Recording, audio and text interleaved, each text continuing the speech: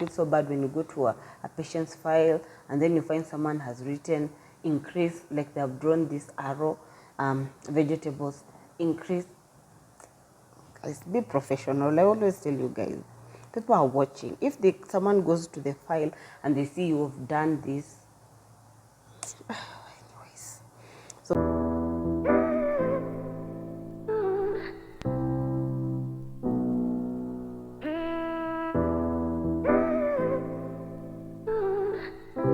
guys, and welcome back to my YouTube channel. My name is Charity, a practicing nutritionist in Kenya, and I'm also a mental wellness advocate. Today is a Tuesday, today's nutrition talk series, so join me as I talk about all things nutrition. Aspiring nutritionist, this is your channel. Any nutrition professional feels like, you know what, I'm tired with nutrition, this is also your channel to motivate you, encourage you, and just tell you to keep going. Yeah, nutrition is very important, and one day we'll get where we're supposed to. Don't forget to subscribe to my YouTube channel. Please subscribe. Follow me on all my social media channels at Charity Safe Haven. I really appreciate you guys. So today I'm going to talk about 10 commonly asked questions about being a clinical nutritionist, or as a life of a clinical nutritionist, per my 2 years or 3 years or more experience as a clinical nutritionist before I transition to this new phase of my life. Introduction and talking too much, let's start. So the first question is, what is a clinical nutritionist? So like I've been saying on my channel, there are very many different branches of nutrition where you can get or create a career from. So being a clinical nutritionist entails just you managing and preventing diseases or managing diseases in a clinical setting. So most of the time clinical nutritionists are found in the hospital, either in private hospital or private practice, or in public hospitals or community centers. You'll find most clinical nutritionists managing clinical patients with clinical, mostly medical conditions. They'll help manage that. Also tailor dietary plans if you've gone to school and you've gotten the necessary certification. The second question is, what qualifications do I need to become a clinical nutritionist in Kenya or anywhere? One, you need to have a degree. I don't want to say a degree. There are some people who did diploma and they're still nutritionists, but just make sure you have a bachelor's degree in the field of nutrition. In Kenya, most of the time it's BSc Food, Nutrition and Dietetics, and then that is the formal education you get. And then now after that, you go for a 1 year internship to be licensed and registered by KNDI, and then you get your certification. That's why I always tell you guys on my channel, when you're going to see a nutritionist, make sure they have proper credentials. You can be flexible, because these days I always tell you guys to specialize. So if you can specialize in different fields, the better for you. Yeah, because the world and the nutrition market is very competitive with limited resources. If you don't set yourself aside, you're going to wallow. What's the difference between a dietitian and a clinical nutritionist? Nutritionist and dietitian, both, especially in Kenya, have formal education and proper certification. So in Kenya, more or less, nutritionists and dietitians, they more or less do the same thing, because when we went to school, there's no specialization in most universities. I don't think so. I'll check it out and leave the link below. But just they have flexibility. With dietitian, they basically tailor your diet. Yeah, they deal with diet. If you want to lose weight, a dietitian will come up with a tailored plan. When you have diabetes, they'll come up with a tailored plan. Nutritionists, they're very wide. Like, I can say it's just general. That's the difference between a clinical nutritionist and a dietitian. And the fourth question is, what does a typical day look like for a clinical nutritionist? So a typical day, like I'll use my example. When I used to get to my workplace, I used to start by reviewing the patients that are admitted, because some might be discharged overnight. So I come back and check if the patients were there or not. How many, these are nurses' cardiacs. Most hospitals do have it. You go through it, see what medical conditions are, and then I used to have like an overall daily meal plan that had different different types of diet. If someone is diabetic, I know these 5 people are diabetic, so I'll liaise with the kitchen to make sure they have their meal prepared. Those people who are hypertensive, those people who are on modified feed, those are the enteral, on NGT feeding, on TPN, those people who are NPO. That's what I did. The first thing I get into the hospital, and then after that, I now sit down, review the files, and know their names, and know people who need nutrition counseling and those people who need nutrition review. For those people who need nutrition counseling, I go and carry out a total nutrition care process. Those are the assessments, diagnosis, intervention, and then for those people who have been there and I know them, I go and do follow-up and review to see if, especially those people on NGT feeding and those people on TPN feeding, or those people just on modified diet, to make sure like this smooth sailing. You must check your file properly, know all the lab works, know the condition. That's why I told you guys to be always reading. If it's a diabetic patient, know their glucose levels for the previous day, know their glucose level for the day, know if there's a drop or a rise. If the person is on TPN, if they tolerate on enteral, that is NGT feeding, if they tolerated the feed, how many ml, if the nurses have increased the ml. So you have to liaise with the nurses to know what is actually going on. So I feel like nutritionists, we have a lot to do. That's why when you go to the hospital and someone is asking you, so what are you supposed to do? I'm like, really? Is that all you can say? Anyways. The fifth question is, how do clinical nutritionists assess a patient's nutrition needs? And this is very important question. This will encompass you carrying out nutrition, proper nutrition care plan. Go see if it's a new patient. That one, I usually ask them if they've ever seen a nutritionist or not. If they've not seen a nutritionist, you do a detailed nutrition assessment.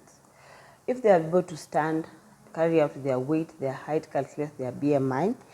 If they're not able to stand, you have to estimate the weight, because most of the time the medication or the doctors will rely on the weight of the patient. So make sure as a nutritionist you do that. Calculate their BMI, carry out their waist circumference, skin fold, waist hip ratio, all those things, and write on the file if you don't have the nutrition form. And then after that, whatever you have collected in the nutrition assessment will be able to guide your nutrition diagnosis and then the interventions you're going to put in place. And also in the nutrition assessment portion, it's very important to carry out a detailed dietary assessment. If it's used 24-hour recall, if it's used food diary recall, just make sure you carry out a proper dietary assessment so that you know the habits of this patient and know, like, is this patient allergic to something? Is this patient able to tolerate some feeds?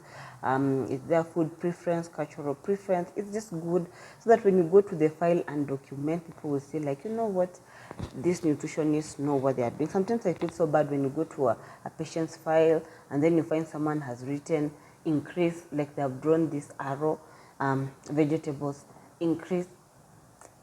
Guys, be professional. I always tell you guys, people are watching. If someone goes to the file and they see you have done this, anyways. So each patient is different. Don't do a blanket approach, even if they have the same condition. If you have a person in room 1 having diabetes, a person in room 2 having diabetes, don't do a blanket. Go to this patient, carry out the assessment, go to this patient, carry out the assessment, and then come up with different intervention to help them. And then the sixth question is, what type of patients do clinical nutritionists normally work with? Clinical nutritionists work with a different wide of patients, and those include those people in the hospital with chronic conditions such as diabetes, kidney diseases, people on dialysis, those people recovering from operation, pre and post-op, those people who require modified feeds, with similar condition. I think I'll leave the conditions on the screen so that you know, like, these are the type of people, when you aspire to be a clinical nutritionist, these are the people you'll go and work with. In cancer, I know there are so many cancer centers coming. I just hope in those cancer centers there are nutritionists there, because most cancer patients really need nutrition care, and also the geriatric homes where old people live. I feel like they also need to employ nutritionists, because the older generation also need nutrition care because of their aging and advanced age and those complications that come with aging. And the 7th question is, how do clinical nutritionists develop a meal plan? So you'll go to the file, check the medical condition of the patient, know what you're dealing with, then go and carry out your nutrition assessment.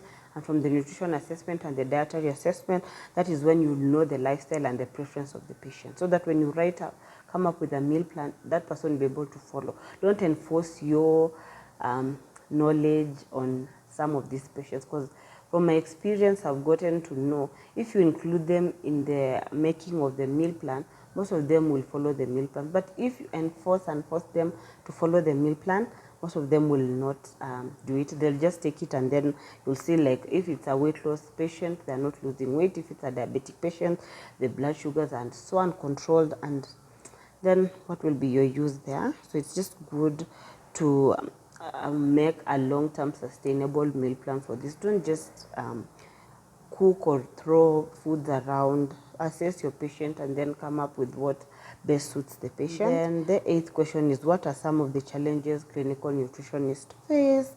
And some of these things is managing patients with diverse medical conditions. You find someone with chronic kidney disease, diabetes, hypertension, bedridden, bed sores.